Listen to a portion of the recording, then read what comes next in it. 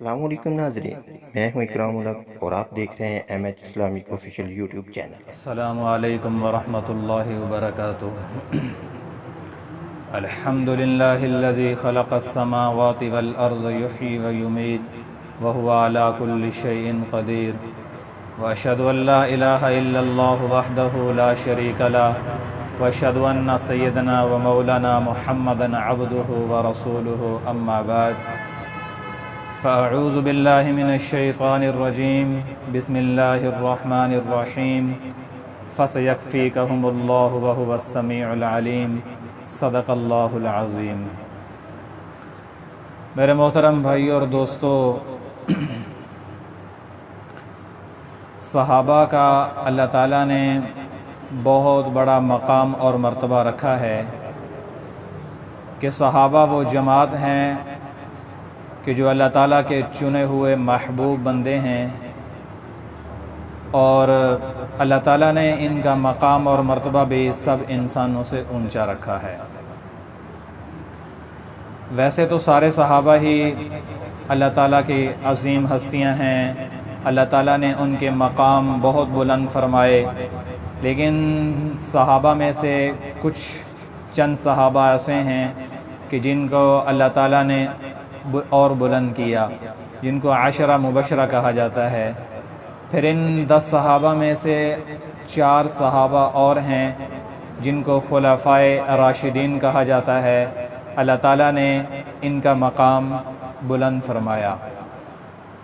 ان 4 صحابہ میں سے ایک صحابی ہیں خلیفہ سوم حضرت عثمان غنی رضی اللہ تعالی عنہ۔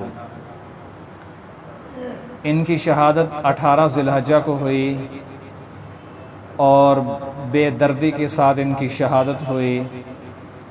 حضرت عثمان وہ عثمان ہیں جنہیں ہم ذی النورین کہتے ہیں، وہ عثمان جنہیں ہم داماد مصطفیٰ کہتے ہیں، وہ عثمان جنہیں ہم ناشر قرآن کہتے ہیں، وہ عثمان کہ جن کی حفاظت کے لیے حضرت علی نے اپنے بیٹے امام حسین کو بھیجا تھا، وہ عثمان کہ جنہوں نے حضرت علی کی شادی کا سارا خرچہ خود ذمہ لیا، خود خرچہ اٹھایا، اور وہ عثمان جن کے نکاح میں اللہ کے نبی کی 2 بیٹیاں حضرت رقیہ اور حضرت ام کلثوم تھیں۔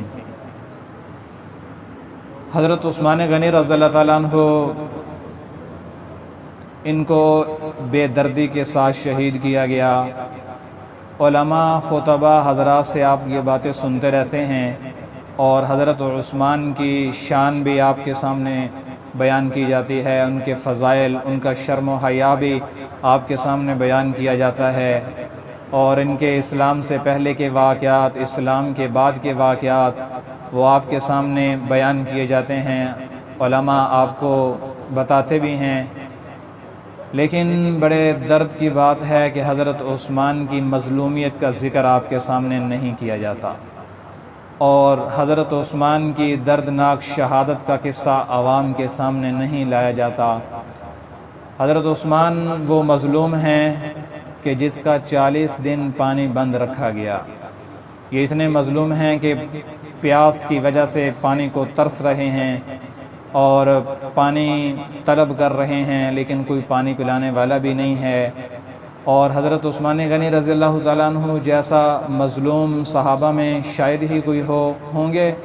ویسے تو سارے صحابہ ہی مظلوم ہیں، لیکن جتنا ظلم حضرت عثمان غنی رضی اللہ تعالیٰ عنہ پر دشمنوں نے کیا کہ 40 دن ایک دن پانی بند رکھا جائے تو انسان کے حالات کیا ہوتے ہیں، یہ تو صحابی رسول خلیفہ سوم اور خلفائے راشدین میں ان کا شمار ہے، تو 40 دن تک پانی بند رکھا گیا۔ حضرت عثمان غنی رضی اللہ تعالیٰ عنہ یہ وہ مظلوم ہیں۔ میں کوئی عالم یا خطیب کی بات نہیں کرتا، میں اتنا جانتا ہوں کہ 40 دن تک پانی ان کا بند رکھا گیا، اور ان کا ایک قطرہ بھی 40 دن کے اندر ان کی زبان پہ نہیں گیا، اتنے مظلوم شخص ہیں۔ حضرت عثمان قید میں تھے، حضرت ان کو پانی کی پیاس جب ان کو تنگ کرنے لگی، پیاس کی شدت بڑھی، پیاس کی وجہ سے نڈھال ہوئے تو بے ساختہ ہو کر پکارنے لگے، ہے کوئی مجھے پانی پلانے والا؟ تو حضرت علی کو پتہ چلا، انہوں نے مشکیزوں کو لیا، علی عثمان کا ساقی بن کے جا رہا ہے پانی پلانے کے لیے۔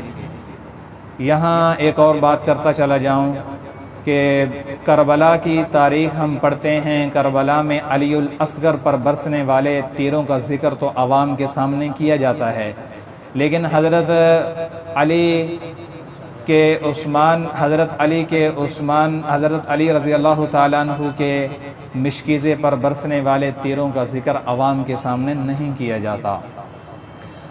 حضرت علی رضی اللہ تعالیٰ عنہ پانی کا مشکیزہ لے کر گئے، باغی ان پر تیر پھینکنے لگے۔ حضرت علی رضی اللہ تعالیٰ عنہ نے اپنا امامہ سر سے اتارا، چونکہ ہوا بھی چل رہی تھی تو ہوا میں اچھالا تاکہ حضرت عثمان غنی رضی اللہ تعالیٰ عنہ میرے امامے کو دیکھ لیں، کل قیامت کے دن اللہ کے سامنے میری شکایت نہ لگا سکیں کہ عثمان اللہ کو کہیں کہ میرے ہونٹ خشک تھے، میرے ہونٹ پیاس کی وجہ سے ترس رہے تھے، تیری مخلوق میں سے کوئی پانی پلانے والا مجھے نہیں آیا۔ کربلا میں امام حسین کو پانی پلانے والے عباس تھے، مدینہ میں حضرت عثمان غنی رضی اللہ تعالیٰ عنہ کو پانی پلانے والے حضرت علی رضی اللہ تعالیٰ عنہ تھے۔ حضرت عثمان غنی رضی اللہ تعالیٰ عنہ یہ وہ ہستی ہیں کہ ایک گھر کے اندر 40 دن ان کو بند رکھا گیا، ایک ہی گھر کے اندر 40 دن ان کو بند رکھا گیا، اور یہ وہ عثمان ہیں جو چکر لگاتے تھے، مسجد نبوی کے لیے جگہ تلاش کیا کرتے تھے کہ 40 دن ہو گئے ایک ہی گھر کے اندر بند ہیں۔ اور حضرت عثمان وہ ہستی ہیں کہ 40 دن ایک گھر کے اندر رہے، نہ کھانا کھایا نہ پانی پیا۔ یہ وہ عثمان تھے جو اناج سے بھرے اونٹ اللہ کے نبی کی خدمت میں پیش کیا کرتے تھے۔ حضرت عثمان 40 دن ایک گھر کے اندر بند رہے، اتنا ظلم و ستم کیا، اتنا ظلم و ستم کیا کہ اللہ کے سوا کوئی حفاظت کرنے والا بھی کوئی نہ تھا، چونکہ اللہ نے ہی حفاظت کرنی تھی، پھر اللہ نے ہی حفاظت کی، خود حفاظت کا ذمہ لیا۔